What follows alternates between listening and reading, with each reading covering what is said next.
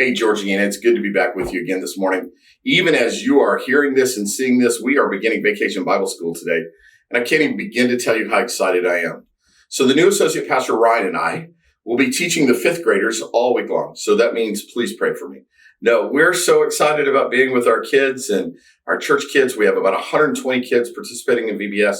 Super excited. Again, please be in prayer for us. So today we take a shift in our devotional. We go from Ezekiel to the book of Daniel.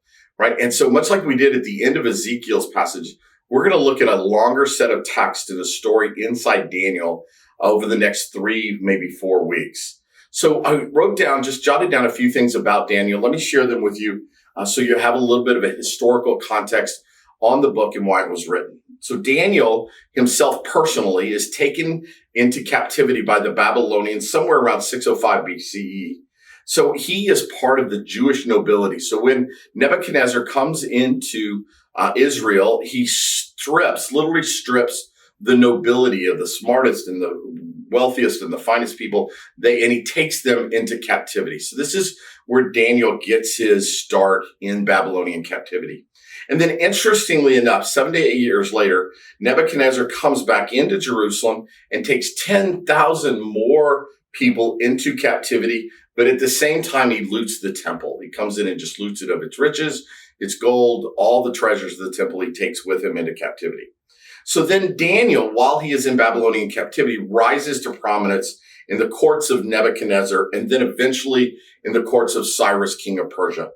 So the book Daniel is divided into 2 sections. There's kind of this historical section, and then there is this apocalyptic and prophetic section that comes in the second half. It's extremely similar to the book of Revelation in the sense as you remember that you have Jesus speaking to the churches in the early part of Revelation. Then you have this kind of prophecy of end times. Well, Daniel mirrors that. So Daniel and Revelation are very close together in terms of how they approach scripture and stories about end times and judgments. And so we would call Daniel apocalyptic literature. So let's go to Daniel chapter 3, I believe. Let me turn to there. Yes. So Daniel chapter 3, verses 4 through 7. Then the herald loudly proclaimed, "Nations and peoples of every language, this is what you are commanded to do.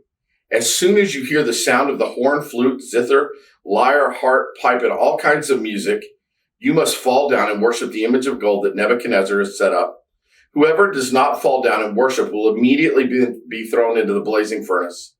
Therefore, as soon as you have heard the sound of the horn, the flute, the zither, the lyre, the harp, and all kinds of music, all the nations and all peoples of every language fell down and worshiped the image of God that Nebuchadnezzar had set up." All right, so here's what we need to understand. In the beginning of the story, you know where this thing is heading. It's heading towards the blazing furnace, but this is the early stages. So Nebuchadnezzar erects this shrine to himself, and then he demands that everyone in the kingdom must bow down to it. Doesn't matter where you're from, doesn't matter what you believe, doesn't matter what your family believes. It is clearly the sole goal is to worship King Nebuchadnezzar and this idol that he has made. So it sets the stage for us to be reminded that this happens around us all the time. The difference is we don't have a king that's declaring from Washington that we should bow down and worship certain things. We have television and social media and peer pressure and all kinds of places that tell us what we are to worship and what we are to bow down to. So we need to realize that we live in a world that already begins to challenge who our loyalties are for, what we should be giving our life to, what we should be giving our heart to. This is the world we live in. And so this early passage is demonstrating to us that we are confronted all the time by these idols all around us. That if we're not careful, will cause us to take our eyes off Jesus and begin to wander and to drift.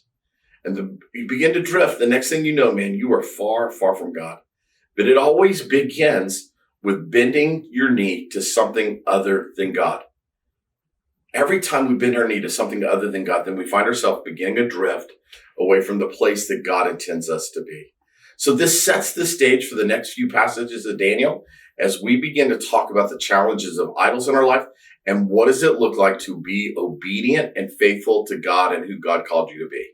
Right? What does that look like? What does it look like to take a stand. As the Tom Petty song says, what does it look like when you won't back down? This is the early story of the book of Daniel, chapter 3, that we'll go over in the weeks ahead. So know that I love you, church. I hope this is helpful to you as you face your week and you begin to look for the idols in your life that beg you, no, demand you to bow before them. And then you just say, not happening, not going to do it. Know that I love you, church. See you next Monday.